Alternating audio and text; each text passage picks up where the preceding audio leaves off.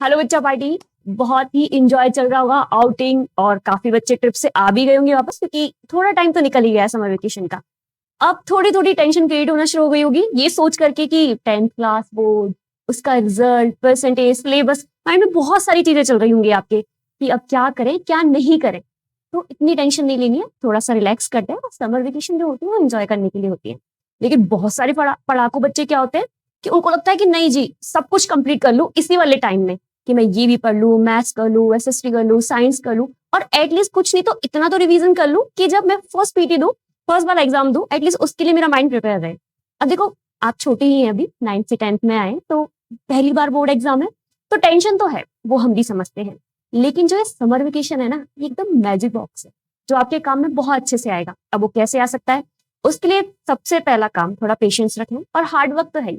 अब पेशेंस की पहली ही स्टेप क्या है कि ये वीडियो आप पूरा देखें, आराम से देखें, और आपके लिए काफी हेल्पफुल रहेगा कि अपनी समर वेकेशन जो भी आपकी बची है उसमें प्लान करने के लिए, और आपके होल ईयर को प्लान करने के लिए कि आप कैसे सिलेबस कंप्लीट करें, कैसे अच्छा स्कोर लेकर आए, कैसे अच्छे मार्क्स लेकर के आए। ठीक है, अब ये तो है ही ना समर कैंप, तो अच्छा तो लगता है, टेंशन भी है, एंजॉय भी करना है, सिलेबस भी है। चलिए देखते हैं नेक्स्ट। देखो, बोर्ड पे कुछ कुछ लिखा हुआ दिखाई दे रहा होगा ना। हम शुरू करते हैं सबसे पहले बायोलॉजिकल क्लॉक पर।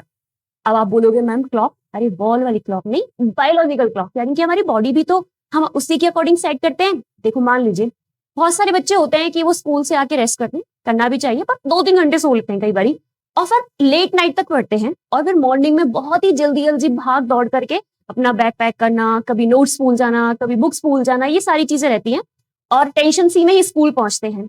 वहां पे स्कूल में थोड़ी चीजें मैनेज हो जाती हैं, ठीक है, प्रेयर होती है, क्लासेस होती हैं, तब तक हम थोड़ा रिलैक्स हो जाते हैं। लेकिन एग्जाम टाइम तो ऑफकोर्स रात को नहीं होगा, वो तो दिन में ही होगा ना। तो हम अपने आप को ऐसे मैनेज करें कि हमें रात को हम टाइम से सोएं और अर्ली मॉर्निंग जागे। इससे दो चीजें होंगी, ठीक है। जो अर्ली मॉर्निंग में जो फ्रेश एयर आती है उसका मजा ही अलग होता है। और दूसरी चीज कि जब आप वहां पर ये रूटीन अपनाते हैं, तो जब आप एग्जाम के लिए जाते हैं जो मॉर्निंग टाइम में ही होते हैं, तो आप एकदम फील करते हैं एनर्जी को, ठीक है, रिलैक्स रहते हैं, और आपको उस मॉर्निंग टाइम में पढ़ने की वजह से अच्छा भी लगता है, और आपका जो माइंड है वो भी शार्प तरीके से काम कर पाता है। तो जो अपनी बायोलॉजिकल क्लॉक को ऐसे सेट करें, मैनेज करें। ऐसा नहीं कि रात में बहुत देर तक पढ़ रहे हैं, दिन में सो रहे हैं, और स्कूल में ऐसे ऐसे नींदें आ रही हैं, वो थोड़ा ठीक नहीं है।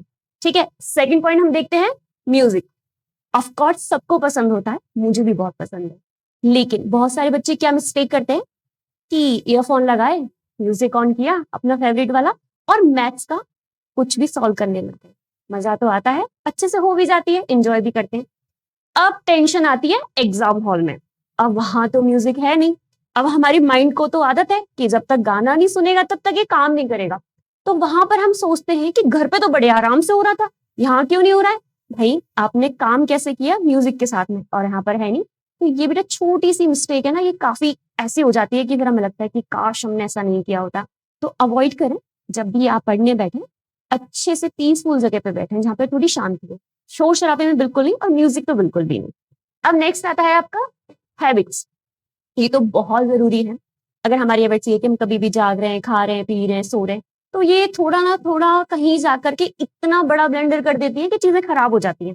कोशिश करें कि जब आप पढ़ने बैठे तो जो आपका पॉस्चर हो वो सही हो, और वो कब सही हो सकता है? जब आप टेबल और अपनी चेयर लेकर के बैठे। ऑफकोर्स एग्जाम भी तो वैसे ही देना है ना। अब हम ऐसे किताब ले लें और लेट करके पढ़ते रहें कि हाँ जी ये हो गया, वो हो गया, ये हो गया। अब वहां पर थोड़े ना मिलेगा ये सब, वहां तो टेबल चेयर ही मिलेगी। तो हम क्यों ना ऐसी हैबिट बनाए कि हम हमेशा जब भी पढ़ाई करें टेबल और चेयर लें। सेकेंड चीज, मेडिटेशन करें, आउटडोर गेम्स खेलें। अब ये नहीं कि जब भी आंखें दुखने लगी, पढ़ाई से मन उब गया, तो लो जी फोन देखने लग गए। तो क्या मतलब लिखना है? इससे अच्छा थोड़ी सी देर मेडिटेशन करें, आंखें बंद करें, रिलैक्स होएं, ठंडा पानी पिए, और मन है तो आउटडोर गेम्स खेलें, इंडोर गेम्स नहीं। अब नेक्स्ट आपकी आती है इजी टू टफ। अब हम क्या सोचते हैं कि जो टफ टफ चीजें है ना उसको फटाफट सॉल्व कर ले, और जो थोड़ा सा इजी है बाकी रख लेंगे। देखो शुरुआत में ही जब हम थोड़े से टफ चैप्टर पे या ऐसे टॉपिक पे आते हैं जो थोड़ी मुश्किल है, तो जब हमसे शुरुआत में नहीं हो पाते क्योंकि सिलेबस भी चेंज हो जाता है, और ऑफ कोर्स 10th बोर्ड के अकॉर्डिंग उसका स्टैंडर्ड भी हाई हो जाता है, तो हमें लगता है कि हमसे तो नहीं हो पाएगा। अरे क्यों नहीं होगा? आपसे नहीं होगा तो किससे होगा?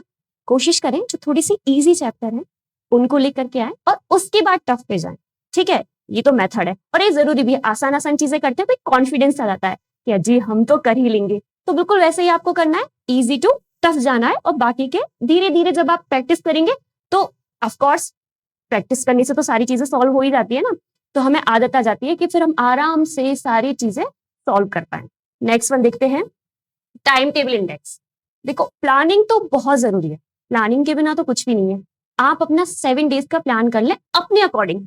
अब मैं कहूंगी कि मेरे अकॉर्डिंग तो आप कैसे करेंगे, क्योंकि पढ़ना तो आपका है, हर बच्चे का एक अलग तरीका होता है पढ़ने का। तो आप अपने अकॉर्डिंग अपने जो भी चैप्टर्स हैं, जो भी थ्योरी के हैं, प्रैक्टिस के हैं, उनको डिवाइड कर लें कि आपको कितना कितना टाइम देना है।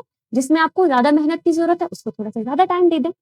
तो कभी भी किसी और का इंडेक्स फॉलो ना करें टाइम टेबल की, उसने तो 7 बजे जाग गया मैं बना लूं। अरे टाइम टेबल कभी ऐसे फॉलो नहीं होता।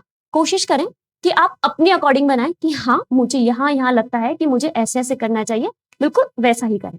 नेक्स्ट हम देखते हैं सेल्फ नोट्स। हम क्या करते हैं कि क्लास में जो टीचर ने बताया वो कर लिया और इधर उधर से नोट्स जुगाड़ कर लिया और पढ़ लिया। नहीं, ऐसा नहीं करना। चलो ठीक है, जो टीचर्स ने बताया वो तो करनी है, लेकिन जब हम खुद से अच्छे से रीड करके जब हम अपने सेल्फ नोट्स बनाते हैं उसका मजा ही कुछ अलग होता है। देखो एक तो जब हम अपने नोट्स बनाएंगे तो हम उसको अच्छे से पढ़ेंगे, अच्छे से पढ़कर उसको अच्छे से लिखेंगे, और कोशिश करते हैं कि हैंडराइटिंग भी अच्छी हो, क्योंकि लिखने से हैंडराइटिंग तो अच्छी होगी होगी और आपको बहुत लॉन्ग टाइम तक याद रहेंगी चीजें। तो अपने सेल्फ नोट्स बनाएं जो कि बहुत जरूरी है। और सेकंड चीज कि जब आपकी सिलेबस कंप्लीट हो जाए उसके बाद ही कुछ एक्स्ट्रा चीजें देखें, अदर बुक्स देखें। सबसे पहले आप अपनी एनसीईआरटी की जो बुक्स है उसको कंप्लीट करें। नेक्स्ट आपका है कंफर्ट जोन। ये बड़ा ही खतरनाक है। देखो हम समर वेकेशन से स्टार्ट करते करते लास्ट तक जाते हैं, और फिर कहीं ना कहीं बहुत सारे फेस्टिवल होते हैं। देखो इंडिया में तो कभी होली, दिवाली, कभी मकर संक्रांति, इतनी सारी चीजें आती हैं। एंजॉय करो, मना नहीं है, लेकिन हम क्या सोचते हैं कि अरे 7-8 दिन है, आराम से फेस्टिवल एंजॉय करते हैं, 7 डेज की छुट्टियां है हमारे पास में। अब आप आराम करेंगे, आपका दिमाग भी आराम करेगा, आपकी बॉडी भी आराम करेगी। अब आप जब आराम में हैं तो सब चीजें आराम आराम से तो हुई।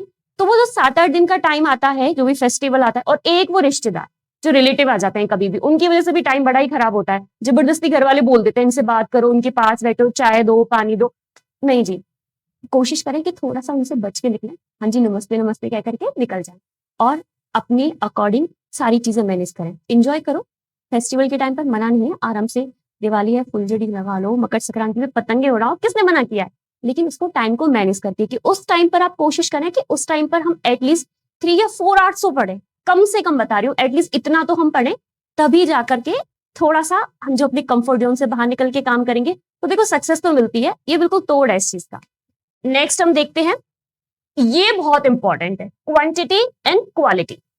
अब बहुत सारे बच्चे क्या करते हैं कि मैंने ये पढ़ लिया, वो पढ़ लिया, ये कर लिया, ऐसे कर लिया। अब वो क्वांटिटी पे बहुत ध्यान देते हैं और फिर कहीं ना कहीं हो जाती है मिस क्वालिटी। एक तो मिल रहे हैं 20 रुपीज केजी की, भाई मैंगो है, आप सोचो अच्छा इतने सस्ते, ले लेते हैं। आप 3-4 किलो लेकर के आ गए, और एक तरफ मिल रहे 60-80 केजी। तो ऑफकोर्स जब आप दोनों को टेस्ट करेंगे तो आपको मजा नहीं आएगा उसमें, तो सिर्फ देख के खून नहीं जलेगा कि अरे 20-30 रुपीज वेस्ट कर दिए। तो ठीक है, ऐसे ही चीजें हैं। बहुत सारे बच्चे ऐसे फटाफट फटाफट करने की कोशिश करते हैं कि ये फ्री कर लिया, ये बुक्स पढ़ ली, ये नोट्स कर लिए, ये कर लिए। अब क्वांटिटी तो हो गई, अब समझ में कुछ नहीं आ रहा, क्योंकि अपनी आपसे ज्यादा चीजें मैनेज कर ली। तो कोशिश करें कि क्वांटिटी की बजाय क्वालिटी पे ध्यान दें, थोड़ा थोड़ा करके पढ़ें, आराम आराम से पढ़ें, सेल्फ नोट्स बनाएं, सारी चीजें आराम से करें, और फोन को थोड़ा सा अवॉइड करें। ये सारी चीजें करके आप हमेशा सक्सेस ही पाएंगे। आप एक बार फॉलो करके देखिए, 21 डेज, आपको रिजल्ट आपके हाथ में होगा। देखो आपने वो चीटी वाली स्टोरी तो सुनी है ना, आप बोलोगे कि मैम ऑफकोर्स बहुत बार सुनी है। तो देखो मैं फिर से बताती हूँ, चींटी हमसे तो छोटी ही है, लेकिन वो कितनी बार कोशिश करती है चढ़ने की और गिर जाती है, चढ़ती है गिरती है, चढ़ती है गिरती है। इस पूरी साल में ऐसा होगा बहुत सारा बार कि ना कभी टेस्ट अच्छे नहीं होंगे, कभी कुछ अच्छा नहीं होगा, कभी मार्क्स कम आएंगे। तो टेंशन नहीं लेनी, कोशिश करते रहनी है, और कोशिश करने वालों की कभी हार नहीं होती। चलिए बच्चा पार्टी, इंजॉय करें, लेकिन अपनी सारी चीजों के साथ इसको मैनेज करते हैं। All the best and bye.